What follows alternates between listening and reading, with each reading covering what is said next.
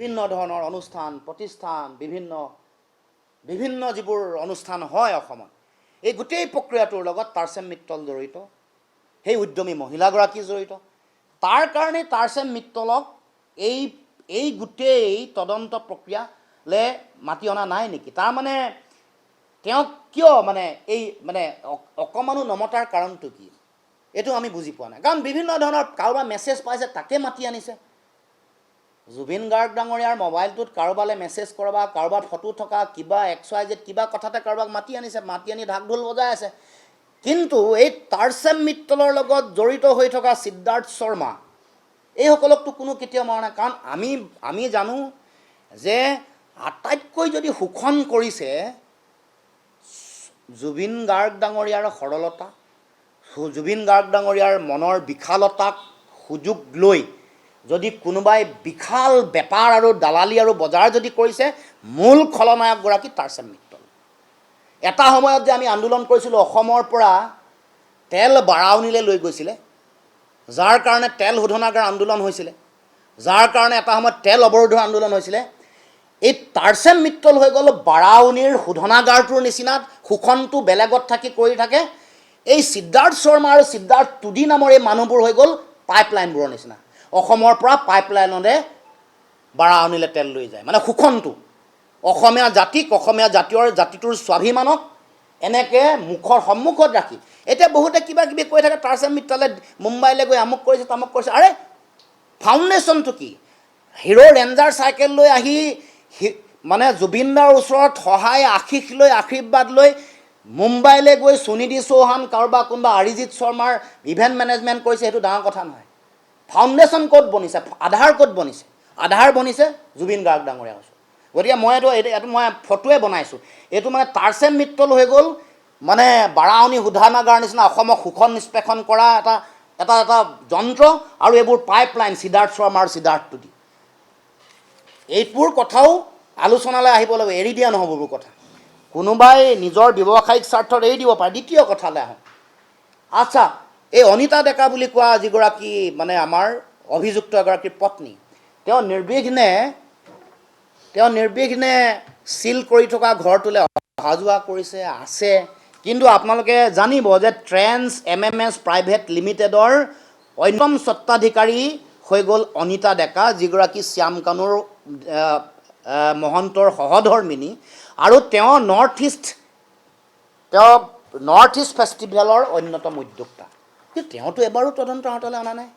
তাৰমানে এইবোৰ ভেকু ভাওনা নেকি এই কথাই আমি ক'ব খুজিছোঁ মানে এই যে মই ক'লোঁ যে এইবোৰ তদন্ত প্ৰক্ৰিয়া অভিযোগনামাখন যদি পানী নহৰকা নহয় কঠোৰ যদি নহয় সাক্ষ্য প্ৰমাণ যদি নানে তাৰচেম মিত্তলক যদি নানে সিদ্ধাৰ্থ টুডিক যদি নানে তেতিয়াহ'লে কেনেকৈ হ'ব সিদ্ধাৰ্থ টুডিয়েতো ইয়াতে এআৰ ৰহমানক আনিছিলে আপোনালোকে সকলোৱে জানে এইবোৰ আহিব লাগিবতো তাত মানে শোষণৰ যিটো ডাঙৰ যিখন জাল পেলাইছে যিখন জাল অসমত নাই এখন সমগ্ৰ দেশ আৰু ছিংগাপুৰলৈকে বিয়পি আছে গতিকে সেই জালখনৰ আমি চবেই বিচাৰি উলিয়াব লাগিব এতিয়া আমি আহোঁ যে তদন্তলৈ গ'ল বহু কথা আমি আহি পিনে মুন্না গুপ্তাই বহু কথা ক'লে কিছুমান কথা কিন্তু অহা নাই যিকেইটা কথা আমি ক'ব খুজিছোঁ SITয়ে ইয়টৰ কেপ্টেইনগৰাকীক সাক্ষ্য ল'লেনে যিসকল কৰ্মচাৰী আছিলে সেই কৰ্মচাৰীসকলৰ লগত তেওঁলোকৰ সাক্ষ্য হ'লনে নহ'ল ৰেস্কিউ যিটো টীম আছিলে সেই টীমটোক তেওঁলোকে পালেনে নাই পোৱা যিখন এম্বুলেঞ্চত লৈ অহা হৈছিলে এম্বুলেঞ্চৰ চালক আৰু এম্বুলেঞ্চত থকা মানুহসকলক তেওঁলোকৰ সাক্ষ্য ল'লেনে নাই লোৱা যিসকল চিকিৎসকে তেওঁক পষ্টমৰ্টেম কৰিছিলে সেই চিকিৎসকসকলৰ সাক্ষ্য ল'লে নাই লোৱা আৰু পষ্টমৰ্টেম ৰিপৰ্টৰ কাগজ পাতি তেওঁলোকে আনিলে নাই অনা তাত যিটো ঠাইতে পোৱা যিহেতু প্লেচ অফ অকাৰেঞ্চ তাত সেই তথ্য পাতি আনিলে নাই ইয়টত বুকিং কৰা টিকেট বা কাৰ্ড এইবোৰ তেওঁলোকে আনিলে নাই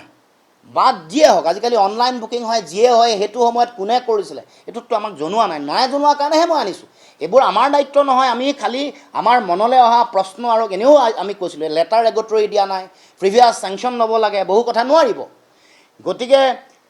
ইয়ট বুকিং কৰা কাৰ্ড বা টিকেট সাঁতোৰাৰ নিয়ম সম্বলিত এখন কাৰ্ড থাকে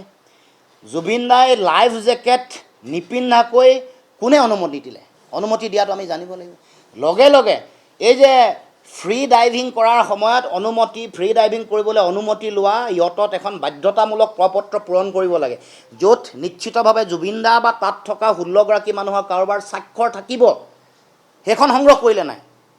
এইবোৰ কথা আমি জানিব লাগিব। এনেই চালে বেৰে কোবাই আৰু মানুহক আমাক জনগণক টুপি পিন্ধাই থাকিব, আৱেগ আমি বিচৰা কথাটো নক'ব, নিবিচৰা কথাবোৰ কৈ থাকিব জনগণক, এইটো হ'ব নোৱাৰে। ৰাইজে ন্যায় বিচৰা প্ৰক্ৰিয়াটোত মৌলিক কথাবোৰ কওক। আমি মৌলিক প্ৰশ্ন, এইবোৰ প্ৰশ্ন উত্থাপন কৰিছোঁ, এইবোৰ প্ৰশ্নৰ উত্তৰ লাগিব আমাক। আৰু চালে বেৰে কোবোৱা কথা বা বিভিন্ন ধৰণৰ বিভ্ৰান্তি, চৰিত্ৰ হননৰ কথা কৈ, এতিয়া মদ খোৱাৰ কথা কৈ, আমি সেইদিনাখন শ্লোগান, ৰাজনৈতিক শ্লোগান কোনে দিছে?